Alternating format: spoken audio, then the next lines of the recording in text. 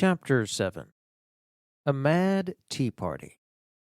There was a table set out under a tree in front of the house, and the March Hare and the Hatter were having tea at it. A dormouse was sitting between them, fast asleep, and the other two were using it as a cushion, resting their elbows on it and talking over its head. "Very uncomfortable for the dormouse," thought Alice. "Only as it's asleep, I suppose it doesn't mind." The table was a large one, but the three were all crowded together at one corner of it.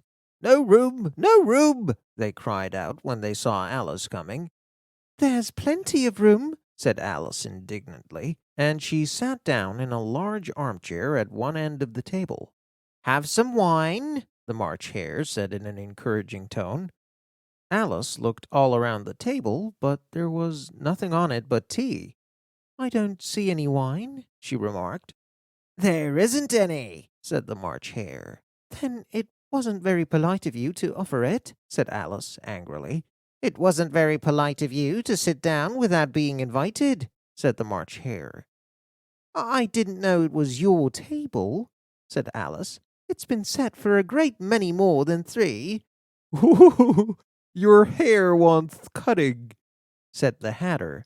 He had been looking at Alice for some time with great curiosity, and this was the first time he had spoken. "You should learn not to make personal remarks," Alice said with some severity. "It's very rude." The Hatter opened his eyes very wide on hearing this, but all he said was, "Why is a raven like a writing desk?" "Oh, is that a riddle?" thought Alice excitedly. "I'm glad they've begun asking riddles. I believe I can guess this one," she added aloud.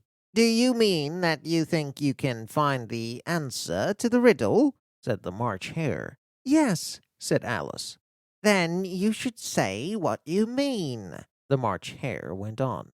I do," Alice hastily replied. At least I mean what I say. That's the same thing, you know." "Not the same thing at all," returned the Hatter. "You might just as well say that I see what I eat is the same thing as I eat what I see." "You might just as well say," added the March Hare, "that I like what I get is the same thing as I get what I like."